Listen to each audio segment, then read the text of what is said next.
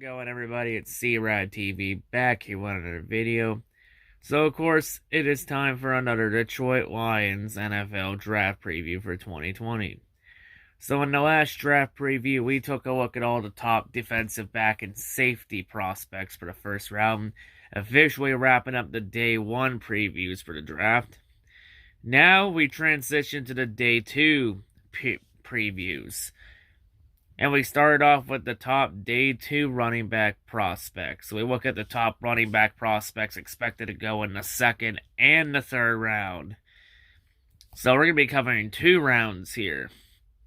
See, anyway, with all that talk out of the way, let's go ahead and let's jump right into it.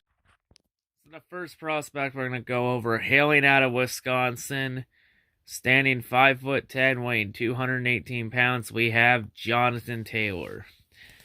So Jonathan Taylor, for his strengths, it's hard to not love Taylor as a runner. He's well built, shows terrific power. He bullies defenders and shows excellent balance through contact and continuous path. Has light feet, has subtle quickness. Acceleration and long speed to pull away in the open field. Experience shines in his patience and instincts. Routinely feels holes open up and hits them at the proper time.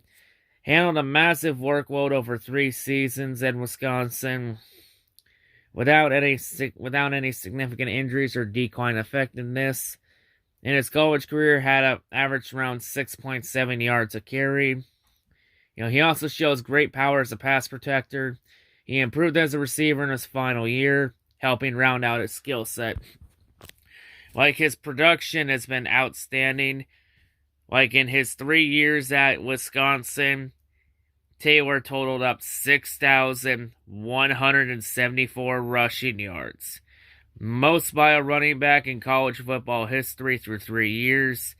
And it exceeded Herschel Walker's record by more than 500 yards. His last 2 years with Wisconsin, he's topped over 2,000 yards. In his entire college career, he's had a total of 50 rushing touchdowns. As a receiver, though, his first 2 years with Wisconsin, he only had a total of 16 catches. This year, Taylor had 26 catches for 252 yards, averaging 9.7 yards per catch, and had 5 touchdowns. For his weaknesses, though, he hasn't had any major injuries, though. He has only 968 touches on his odometer. So yeah, most teams will expect him to retain value through a second contract in the NFL.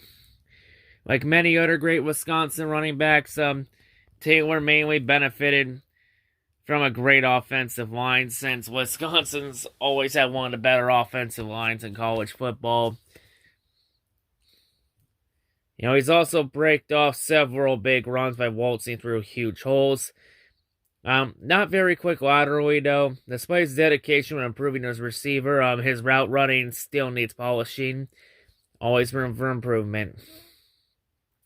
Especially as he expands his route tree. He's got to improve his ball security, though. He had an alarming 18 fumbles with Wisconsin throughout his career, averaging 1 fumble every 54 touches, so he's got to work on holding the ball better. He's also got to learn to stop turning the ball over. Jonathan Taylor, though, he has been listed as a player that could be a disappointment in the NFL, so he could become a bust. Part of that is because not many teams in the NFL are heavily committed to the run game like Wisconsin was. So for his NFL comparison, he's been compared to Leonard Fournette of the Jacksonville Jaguars. So Taylor, I think if you go put him on a team that doesn't like to run the ball a lot, I think he will be a bust and could disappoint. But the Detroit Lions have been trying to heavily commit to a run game. Trying to give Stafford a top 15 running game since Stafford's never had a top 15 run game in his entire career. The best run game Stafford's ever had was 13th, when the Lions had the 17th ranked rushing offense in the league. I think if you put Taylor on a team that's trying to commit to the run game, he just might work out. So yeah, this could be someone to keep an eye on, someone very interesting. So the next player we have here, hailing out of LSU, standing 5'8", weighing 209 pounds, we have Clyde EdwardsHelaire.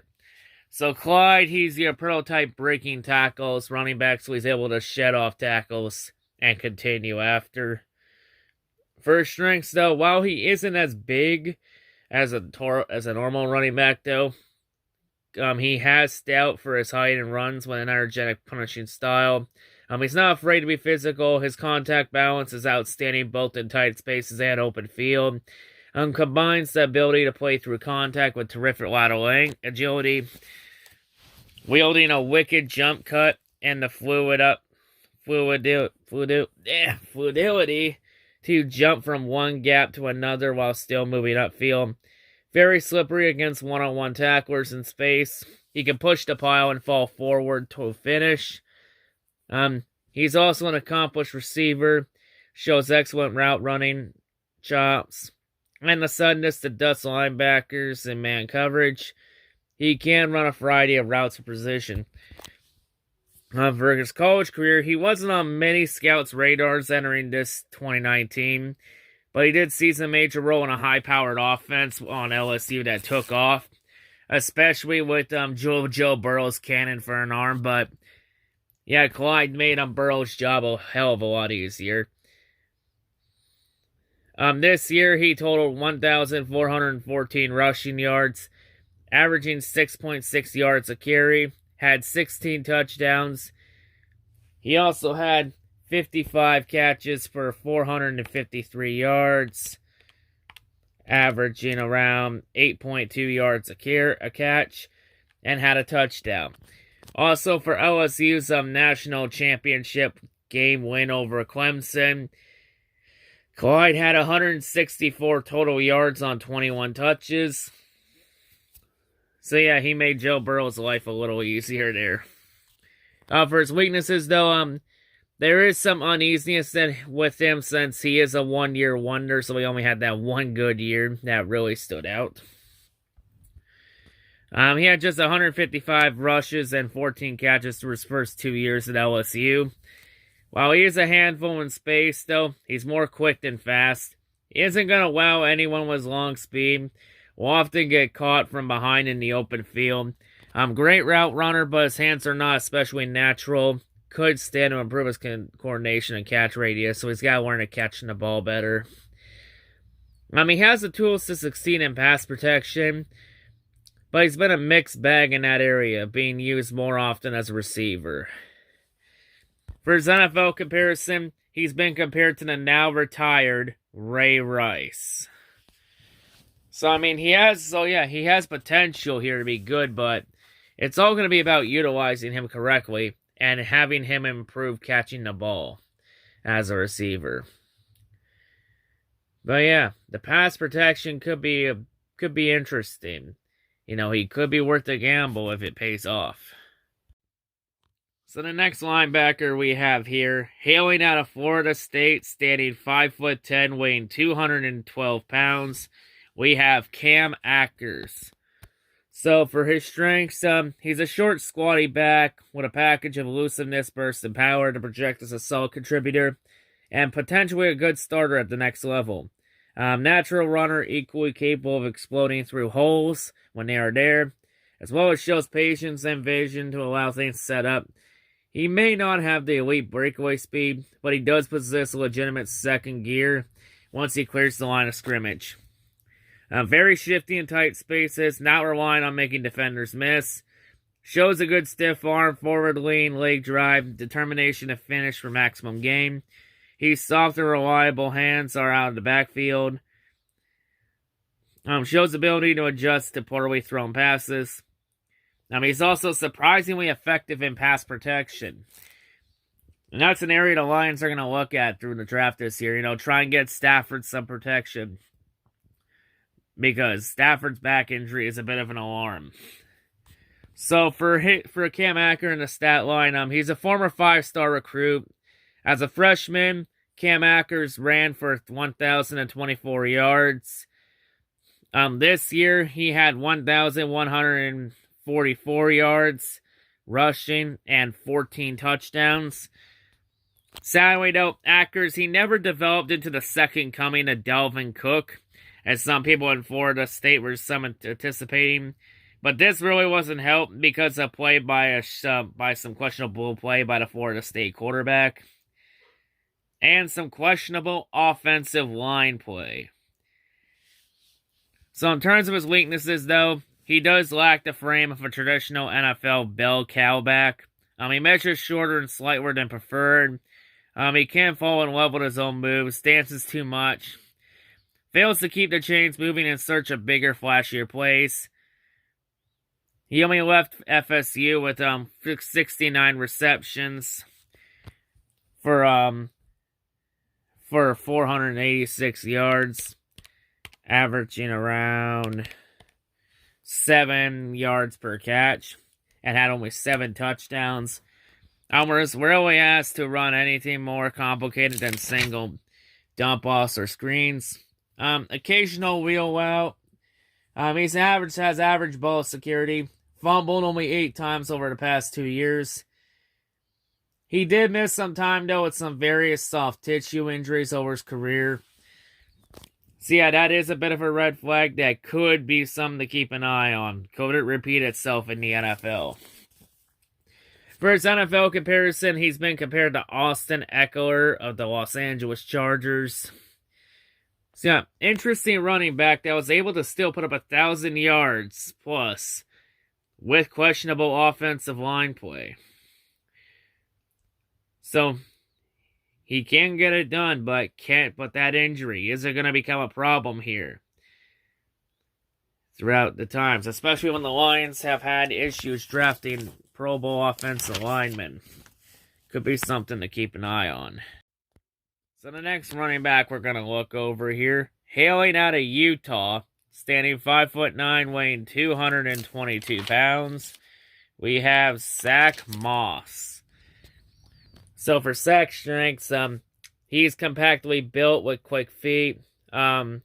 He also boasts an ideal frame, agility, and balance. Has some human joystick to him, darting laterally, forward, and backward to elude defenders in tight spaces. He's not relying on making a miss. He shows good lean, leg drive, and toughness to shed tackles. Has good stop-start quickness. Utilizes hesitation moves. Solid stiff arm and good vision to set up blocks to consistently and creatively generate yards after contact. Not often featured in the pass game, though. Shows reliable hands. Plenty of experience being flexed out receiver. Alert and competitive in pass protection. So, of course, Moss, he's a cousin to former NFL wide receiver Santera Sonoris Moss. He carried the ball 712 times in college. First player in Utah school history to have 3 consecutive 1,000-yard seasons. He set also numerous records, including career rushing yards with 4,067 rushing yards in his career. Also set a record for career rushing touchdowns with 38 career rushing touchdowns. He was also voted the 2019 Pac-12 Offensive Player of the Year. In terms of his weaknesses, though, while it is tough to bring him down, Moss is not the bulldozer his frame suggests. He wins more often with his athleticism than power. Varies his speed nicely, plays fast, but may lack the stopwatch speed to wow in workouts. He's featured in a run-heavy scheme with a tradition of producing NFL-caliber blockers, helping pave the way for his success. He did have a tendency to get nicked up. He missed the final 5 games of 2018 with a knee injury. It will ultimately require surgery, and it will deserve a closer look by NFL doctors. So yeah, that is a bit of a red flag there, especially when they have to get looked at by doctors. The good news is, though, he has been listed as a sleeper pick in the draft. So he could be someone that could shock a lot of people. For his NFL comparison, he's been compared to Darius Geis of the Washington Redskins. I think Moss has potential to shock a lot of people and do better than everyone thinks. But the main key for him to be successful in the NFL is that he needs to stay healthy. That's going to be the big key for him at the pros, is can he stay healthy long term? He has the potential to do well, but can he stay healthy? So the next running back we have here, hailing out of Boston College, standing 6 feet tall, weighing 250 pounds. We have Ajayi Dillon. So for AJ's strengths, he boasts an imposing, broad-shouldered, thick trunk frame, well-suited to bulldoze through defenders between the tackles, has well-distributed weight with no extra flab over the middle, so it's mostly all muscle. Lower half of a defensive end, quicker to the hold than his size suggests, shows impressive balance for a back of his size, anticipating defenders attempting to take out his legs. And periodine, yeah, if I said that word correctly. Do I even fucking grammar? Anyway, continuing on. He pirouetting off them on one foot before regathering himself. Continuing the assault at the second level. Tough to tackle one-on-one when he gets a full head of steam. Pulverizing some unfortunate defenders. So in college, he was a proven workhorse with Boston College. Had 866 career touches for a team that lacked many weapons. He allows defenders to crowd the box and tee off on him, but he's a proven finisher in the red zone. He left Boston College with 40 touchdowns, 38 on rushing, 2 passing in 3 years. He finished with 4,382 rushing yards in 3 years, averaging 5.2 yards a carry. He caught only 21 passes for 236 yards, averaging around 11.2 yards per catch. For his weaknesses, though, he's been limited to being a human sledgehammer as an interior runner. Lacks the juice to consistently beat NFL defenders to the edge. Shows limited body control and hand-eye coordination as a receiving outlet. At his best, though, when he has a lane to barrel through, he isn't nifty enough to create his own. He's a slow accelerator once his feet stop, or he attempts to bounce plays outside. He minimizes his own effectiveness as a downhill runner. He tries, and his pad level rises. He's not an angry runner like many backs of his size. Runs hard but not ferociously. He's not a dominator as a pass blocker. Rarely screws up defenders, resorting to half-hearted shoves too often. So he's got to learn to stop half-assing it, and he's got to learn to actually fucking block. But for his NFL comparison, you'll like this one, Lions fans. For his NFL comparison, Ajayi Dillon has been compared to Bo Scarborough of the Detroit Lions. And Bo Scarborough has been a really solid running back so far. You know, he's had some solid games, some solid impact. Could be, put him and Ajayi Dillon together. That duo could be lethal in the middle. Could be someone to keep an eye on. If we want to run the ball up the middle. Someone that could do some things.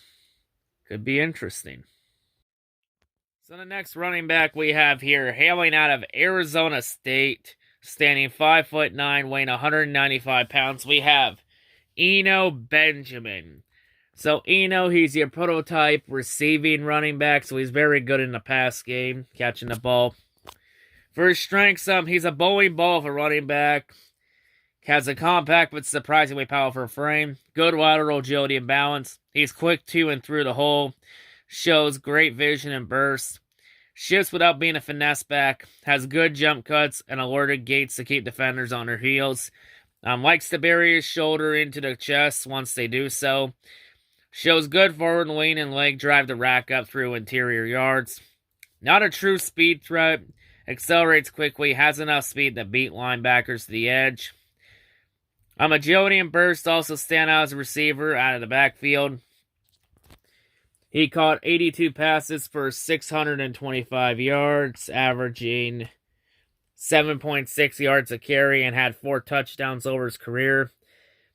Overall, though, he burst on. He was a first-year starter in 2018. He set a school record with 1,642 rushing yards. Also holds the ASU single game record with 312 yards versus Oregon State. Also got third team AP All-American honors. With had a new quarterback and shaky offensive line in 2019. With all that said, though, his yard total dropped this year.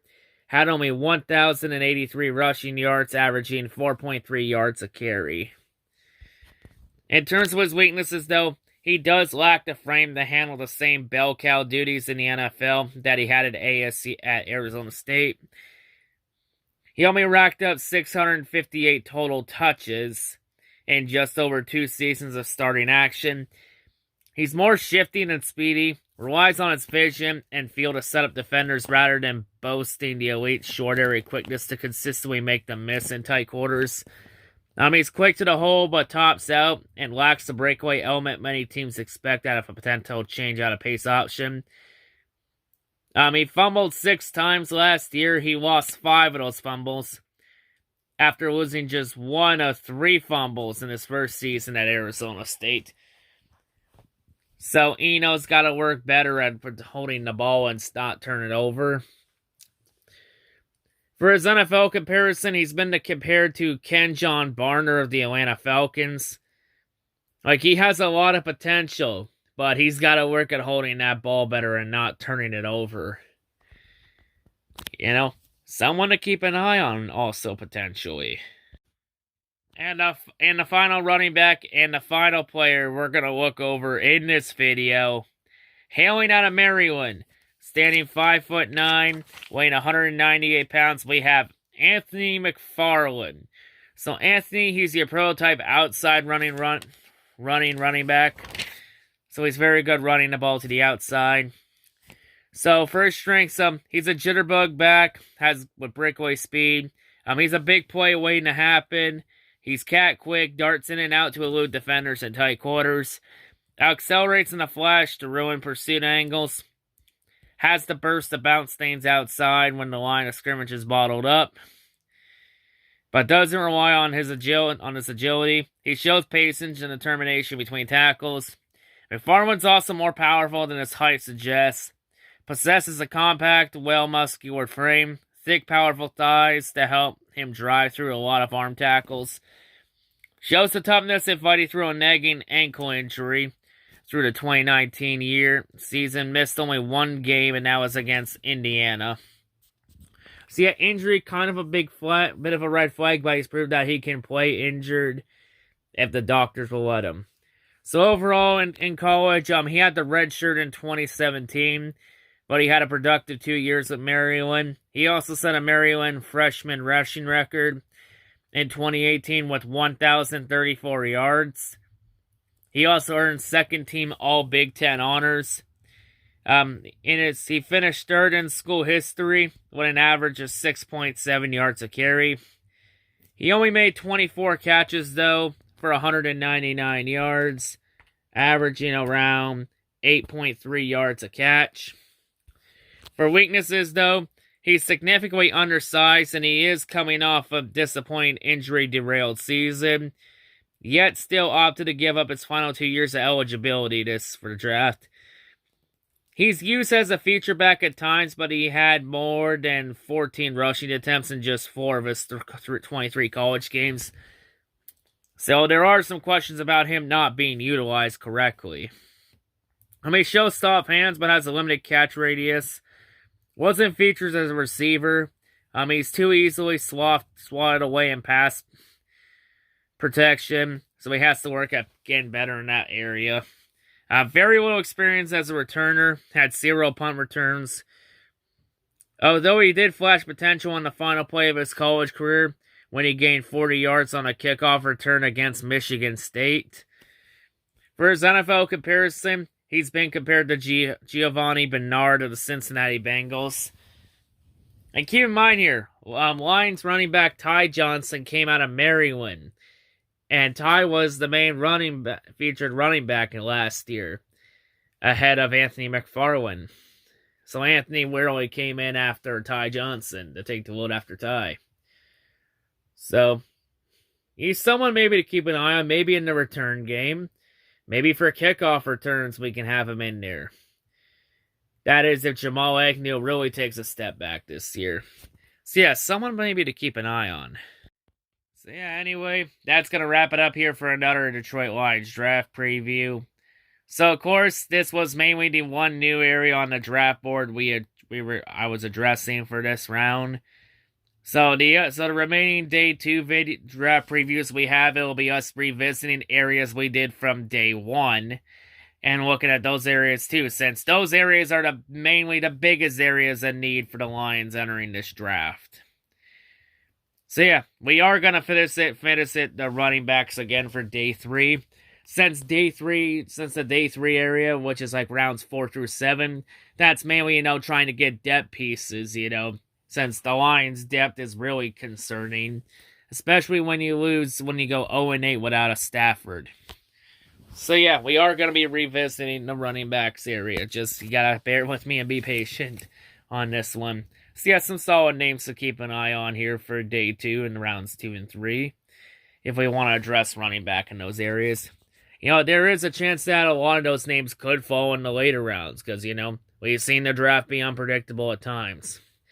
Yes, I am also aware about the Lions free agent signings the last couple days. Like I said, though, I am doing free agency wars. The episodes will be only one a week, and they come out on Fridays. So yeah, if you want my thoughts on the Lions' most recent free agent signings, you're going to have to wait till Friday to hear my thoughts.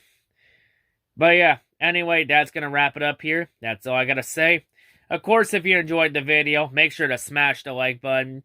Of course, if you're brand new to the channel, please subscribe for more content. And also tap that bell for more notifications.